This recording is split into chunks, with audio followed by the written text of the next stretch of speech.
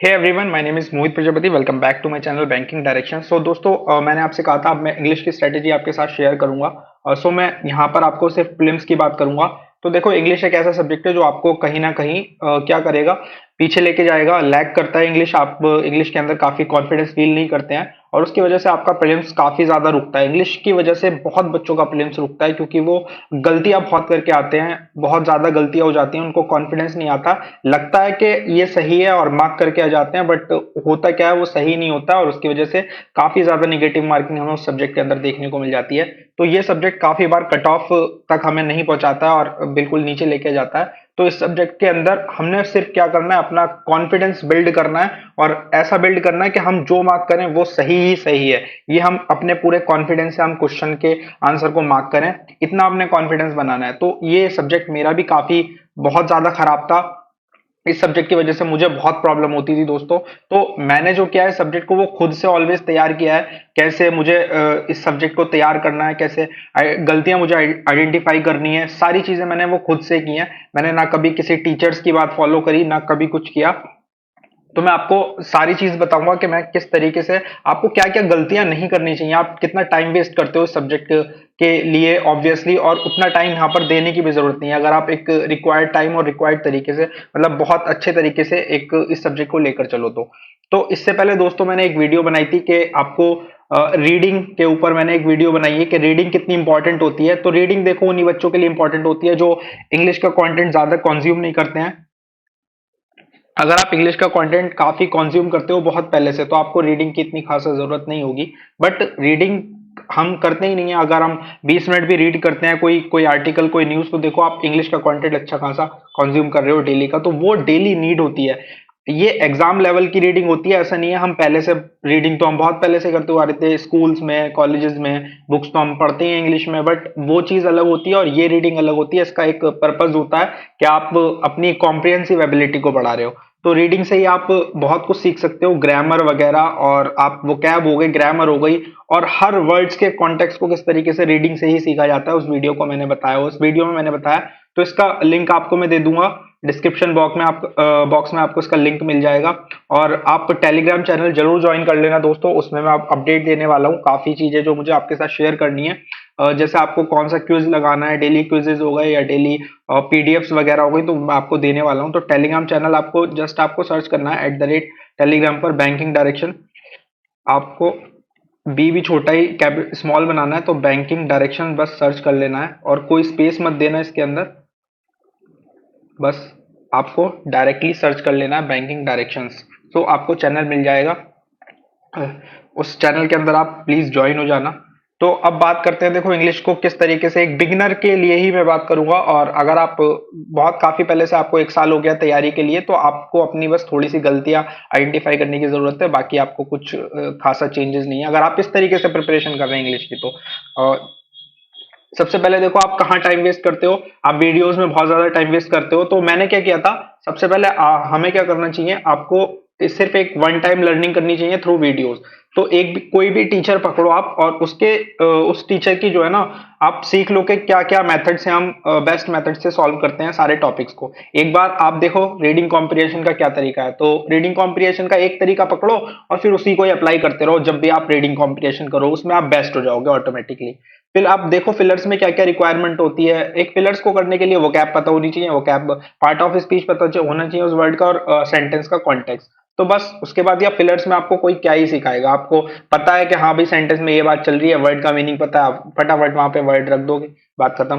Parajumble का तरीका सीख लो कि पेयर्स बना के किस तरीके से सॉल्व किया जाता है। बस जब आप ये वीडियोस के थ्रू सीखोगे ना, अब इसमें क्या है, आप डेली वीडियोस देखोगे कि मैं डेली रीडिंग कॉम्प्रिहेंशन कैसे सॉल्व करते हैं यही देखता रहूंगा, नहीं भाई, इसका कुछ नहीं है। आप रीडिंग कॉम्प्रिहेंशन सिर्फ खुद से करना स्टार्ट कर दो। सिर्फ एक बार एक स्ट्रेटेजी देखो कि इस तरीके से सॉल्व करते हैं, और फिर खुद से एक रीडिंग कॉम्प्रिहेंशन डेली सॉल्व करो बस। क्लोज टेस्ट भी आप देख लो, इस तरीके से सॉल्व करते हैं क्लोज टेस्ट में भी वही है, आपको कॉन्टेक्स्ट पता होना चाहिए क्लोज टेस्ट में किस टॉपिक पर बात हो रही है, और फिर आपको वर्ड्स के मीनिंग पता होने चाहिए। वहीं पर आप क्लोज टेस्ट को बहुत अच्छे से कर लोगे। वर्ड स्वैप में आपको कोई क्या ही सिखाएगा यार, वर्ड स्वैप में आपको सेंटेंस का कॉन्टेक्स्ट पता है, फिर आपको क्या वर्ड रिप्लेस ही तो करने हैं, वर्ड्स मूव ही तो करने हैं इधर से उधर, वो जो बेस्ट कॉन्टेक्स्ट के हिसाब से, जो मतलब सही कॉन्टेक्स्ट है सेंटेंस का, उसके हिसाब से आपको वर्ड मूव करने हैं। फ्रेज रिप्लेसमेंट भी बहुत आसान होता है, ये भी सिर्फ एक सेंटेंस के मीनिंग के ऊपर ही डिपेंड करता है कि आपका सेंटेंस का मीनिंग, और इसमें आपको टाइप्स ऑफ सेंटेंस भी आने चाहिए क्योंकि वो काफी बार ये चीज देते हैं वहां पर। टाइप्स ऑफ सेंटेंस अगर आपको आता है, आपको पता है कौन से वर्ब के साथ मतलब कौन से सब्जेक्ट के साथ क्या वर्ब यूज होगा, क्या हेल्पिंग वर्ब यूज होगा, तो आप बहुत अच्छे से फ्रेज रिप्लेसमेंट कर सकते हो।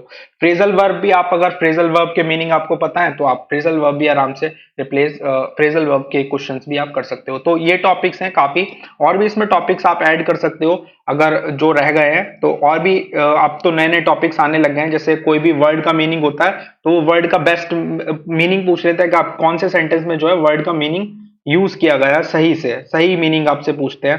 तो ये वाले क्वेश्चंस भी काफी आते हैं, एक एक दो दो क्वेश्चन। तो ऐसे ऐसे क्वेश्चन, तो उसमें देखो आपका क्या मैटर कर रहा है, आपको कॉन्टेक्स्ट समझना, फिर आपका वर्ड का मीनिंग समझना, आपको पता है नहीं पता है, तो यही सारी चीजें हैं। तो इसीलिए मैंने आपको बोला कि ये जो रीडिंग है ना, ये बहुत ज्यादा इंपॉर्टेंट है। हमें हर वर्ड्स का मीनिंग पता होना चाहिए, और हर वर्ड्स का मतलब हर वर्ड्स का तो नहीं, लेकिन जो मोस्टली वर्ड्स यूज होते हैं वही उनका मीनिंग तो आपको पता होना चाहिए। वो आपको मिलेंगे न्यूज़पेपर में, क्योंकि बहुत सा पेपर जो होता है वो न्यूज़पेपर से बहुत काफी न्यूज़पेपर के टॉपिक से काफी लिंक होता है। तो इसीलिए न्यूज़पेपर पढ़ना काफी ज्यादा सही रहता है। अब देखो आपने आपकी इनकी कर ली आपने लर्निंग। अब लर्निंग करने के बाद एक चीज बच्चे नहीं समझते हैं, वो अभी भी मैं समझता हूँ काफी मोस्ट ऑफ द स्टूडेंट्स है जो आज भी सब सीखने के बाद वीडियोस रोज देखते होंगे। रोज एक रीडिंग कॉम्प्रिहेंशन की वीडियो देख रहे हैं, रोज कोई पैरा जंबल की वीडियो आ गई यूट्यूब पे वो देख रहे हैं, क्लोज टेस्ट की उनके स्क्रॉल करते हुए वीडियो आ गई वो देख ली। तो ये सब में आप इतना टाइम वेस्ट करते हो, इससे अच्छा है तो आप सिर्फ 1 आवर दो, और 1 आवर के साथ आप सीधा प्रैक्टिस करो, प्रैक्टिस मटेरियल उठा के अपना। तो क्या बुराई है, आप उसमें आप खुद से सीखोगे ना, आपको कोई दूसरा नहीं आने वाला। जितना आप खुद से एफर्ट डालोगे उतना ही आप हमेशा अच्छे बेटर लर्न कर पाओगे। तो देखो 1 आवर की प्रैक्टिस करके आप बहुत कुछ सीख सकते हो। आपको डेली क्या करना है, आपको डेली एक रीडिंग कॉम्प्रिहेंशन उठाना है प्रीलिम्स लेवल का, एक रीडिंग कॉम्प्रिहेंशन उठाना है, 10 आपको फिलर्स उठाने हैं। अभी दोस्तों ये कहां से उठाना है वो भी मैं आपको बताऊंगा। एक आपको उठाना पैरा जंबल डेली का, फिर आपको एक उठाना है डेली का क्लोज टेस्ट, और फिर जो ये टॉपिक्स है ना, देखो ये हो गया वर्ड स्वैप हो गया, इसके लगभग लगभग आप 5 क्वेश्चंस उठा लो। ये आपको ज्यादातर मिलेंगे मॉक टेस्ट में। ये आप फ्रेज रिप्लेसमेंट हो गया, ये 5 क्वेश्चंस इसके उठा लिए। और जैसे फ्रेजल वर्ब हो गया, जब भी मिले 5 क्वेश्चंस इसके उठा लिए। ऐसा नहीं आपको डेली इनके 5 क्वेश्चंस उठाने हैं, किसी दिन आप इन दोनों के 5 क्वेश्चन उठा लो, किसी दिन आप ये दोनों उठा लो। तो इस तरीके से आपको ऑल्टरनेटिव टॉपिक्स उठाने होते हैं ये सब, क्योंकि फिर आपको टाइम ज्यादा देना पड़ेगा अगर आप सारे टॉपिक पढ़ोगे। ऑल्टरनेटिव डेज पर भी करोगे ना तो आपको आराम से, ये वर्ड्स इतने टफ नहीं होते हैं, ये टॉपिक इतने टफ नहीं होते हैं, आपको आराम से मतलब प्रैक्टिस करोगे इनकी ऑल्टरनेटिव डेज पर तो अच्छे हो जाएंगे ये टॉपिक। मेन टॉपिक होते हैं ये RC, fillers, para jumble, cloze test, sentence rearrangement, जो कि आपके क्लर्क में बहुत मिलते हैं। अब देखो ये कहां से उठाने हैं, देखो आरसी का जो सबसे बेस्ट सोर्स होता है वो होता है मॉक टेस्ट। मॉक टेस्ट, और फिर आते हैं आपके क्विज।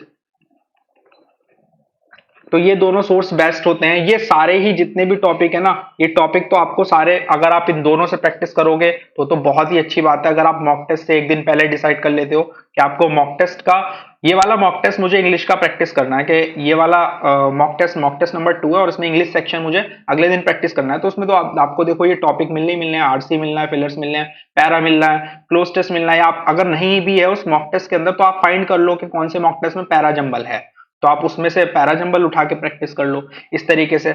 अब देखो मॉक टेस्ट और क्विज, क्विज में आपको रिकमेंड करूंगा पीएम के, पीएम यानी प्रैक्टिस मॉक के। प्रैक्टिस मॉक के क्विज आपको फ्री मिलते हैं, आप वहां पर जाओगे, अपना साइन अप करोगे, और अगर आपने साइन अप कर रखा है तो ऑलरेडी तो लॉग इन कर लेना। तो पीएम पर वो क्विज जो देते हैं फ्री देते हैं, क्विज देंगे वो आपको, इतने सारे क्विजेज देना है यार। मैं आपको शेयर करूंगा अभी टेलीग्राम चैनल पर, आपको डेली मैं क्विज शेयर किया करूंगा, जो इंपॉर्टेंट क्विज होता है हर एक सब्जेक्ट का मैं क्विज शेयर करने वाला हूं आपसे। तो वो आपको लगाने हैं, और उससे बहुत ही अच्छी प्रैक्टिस होती है। मेरा सिर्फ यही था प्रैक्टिस करने का, कि मैं क्या करता था, क्विज ओपन करता था पीएम का और एक क्विज डेली लगाता था, और डेली लगाने के बाद आपको मैं क्या करता था, रिपीट भी करता था। अब देखो प्रैक्टिस किस तरीके से करते हैं। आपने, मान लो आपने क्या करा, वन आप 1 आवर की प्रैक्टिस करते हो इंग्लिश की, और फिर आपने प्रैक्टिस करी 7 डेज तक। भाई 7 डेज तक आपने प्रैक्टिस करी, 7 डेज तक आपने हर डेली एक नया आरसी करा, एक आरसी हर डेली, डेली वाइज क्या कर रहे हो आप, डेली एक न्यू कर रहे हो, डेली न्यू कर रहे हो, है ना, एक आरसी डेली न्यू कर रहे हो आप। और उसके बाद जितना भी जो भी टॉपिक है, एक पैरा जंबल हो गया, वो भी आप यही कर रहे हो। इस तरीके से एक क्लोज टेस्ट हो गया, वो भी आप यही कर रहे हो। आप न्यू न्यू कर रहे हो, तो आपने क्या करना है, 7 डेज तक ये चीज फॉलो करो कि आप न्यू न्यू क्वेश्चन करो। उसके बाद आपको जो आपके नेक्स्ट वीक होगा, यानी नेक्स्ट 7 डेज होंगे ना,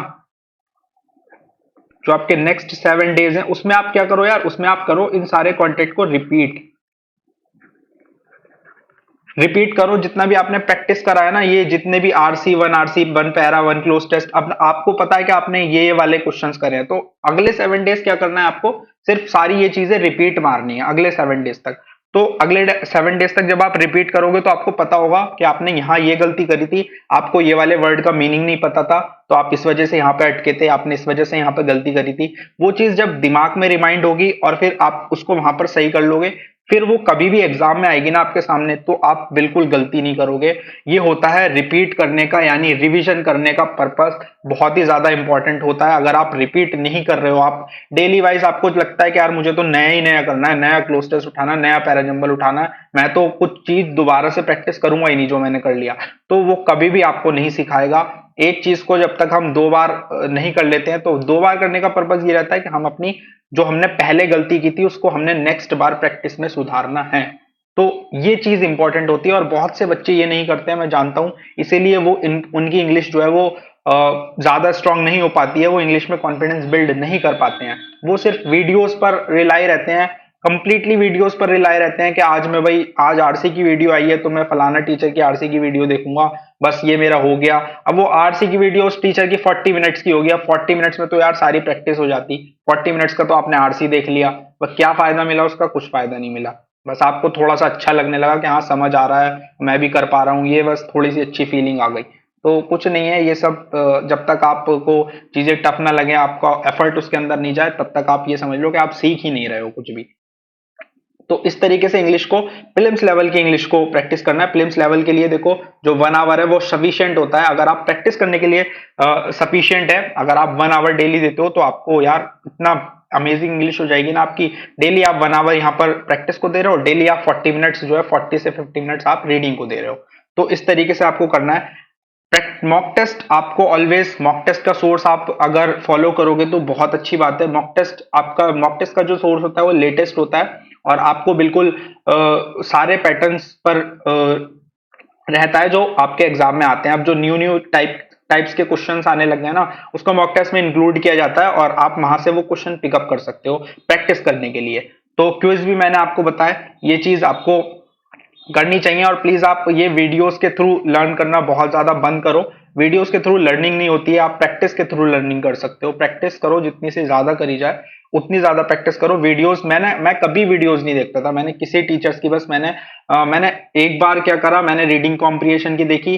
पैराजंबल था, थोड़ा पैराजंबल में डर लगता है, तो पैराजंबल की वीडियोस, मैंने पैराजंबल की वीडियोस देखी हैं काफी, और उसके बाद जब मुझे पता चला कि बस इसके अलावा कोई स्ट्रेटेजी नहीं है, बस खुद को ही समझना है और पेयर बनाने हैं। अगर समझ आया तो बनेगा, नहीं आया तो कुछ नहीं बनेगा तुमसे, चाहे वो सामने वाला आपको कितना ही समझा ले, कुछ नहीं हो सकता। क्लोज टेस्ट सब मैंने अपनी स्ट्रेटेजी बनाई है, क्लोज टेस्ट में कैसे मुझे कैसे करना है। अब देखो क्लोज टेस्ट क्या करते हैं काफी बच्चे, क्लोज टेस्ट का मैं बताता हूँ। कुछ क्या करते हैं, एक बार रीड कर लेते हैं फटाफट से, है ना, और उसके बाद फिर दोबारा से जाके फिलअप करते हैं। मैं क्या करता हूँ, मैं कभी भी एक बार में रीड नहीं करता हूँ पूरे क्लोज टेस्ट को, मैं हैंड टू हैंड पढ़ता चलता हूँ और हैंड टू हैंड उसके अंदर फिलअप्स करता हुआ चलता हूँ। जो भी जो वर्ड आएगा उसके अंदर वो मार्क करता हुआ चलता हूँ, मेरी ये रहती है। उससे मेरा टाइम सेव होता था, और मुझे फटाफट, मैं क्या करता हूँ, बिटवीन द लाइन्स कॉन्टेक्ट समझता था कि भाई ये लाइन पढ़ी और यहाँ से 2 लाइन का कॉन्टेक्ट सिर्फ इतना ही है, और यहाँ पर ये वर्ड आएगा, ये पॉजिटिव वर्ड है, निगेटिव है, या फिर यहाँ पर ये एडजेक्टिव आएगा, वर्ब आएगी, एडवर्ब आएगा, क्या आएगा, सारी ग्रामर वहीं पे लगा ली है, और कॉन्टेक्स्ट समझ के फिर ग्रामर का भी यूज करना है, सारी चीजों का यूज करना है। ये चीज मैं आपसे कहता हूं कि आपको क्या करना है, आपको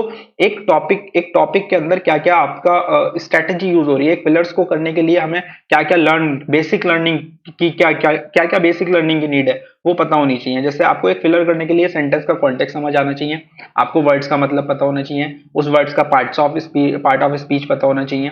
तो ये 3 चीजें इंपॉर्टेंट हो गई ना, हो गई। तो जब तक आपको ये 3 बेसिक चीजें नहीं पता होंगी, आप कैसे फिलर्स कर लोगे, फिलर के क्वेश्चंस कर लोगे। तो ऐसी ये चीजें आपको मैटर करती हैं कि आपको बेसिक जो अंडरस्टैंडिंग है वो डेवलप कर लो एक एक टॉपिक की, और फिर आप क्या करो, सिर्फ प्रैक्टिस, ओनली प्रैक्टिस आपको आगे लेके जाएगी, वो स्ट्रांग बनाएगी।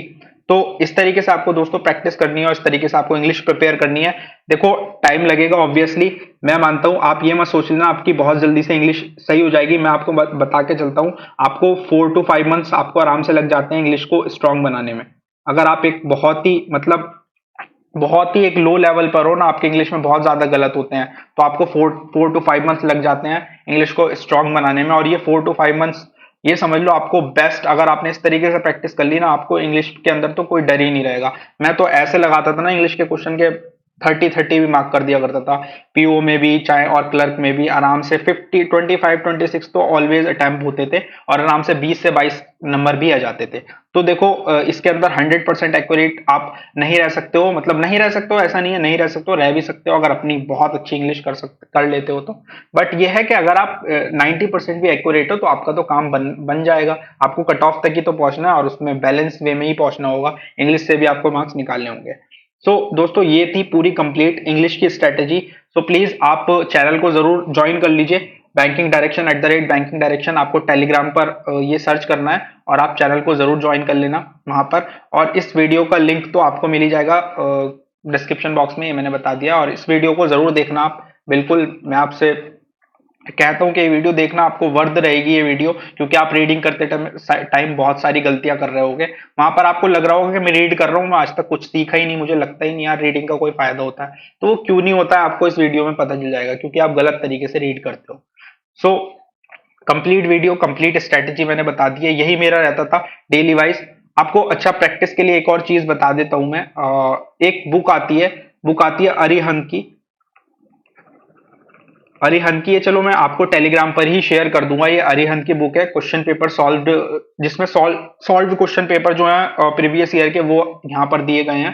तो ये मैं बुक शेयर कर दूंगा टेलीग्राम चैनल पर अपने। जो बच्चे इस बुक को परचेज करना चाहते हैं कर सकते हैं, ये सिर्फ प्रीलिम्स के लिए रहेगी और ये प्रीलिम्स में आपके 4-5 टॉपिक बहुत अच्छे से स्ट्रॉन्ग करा देगी।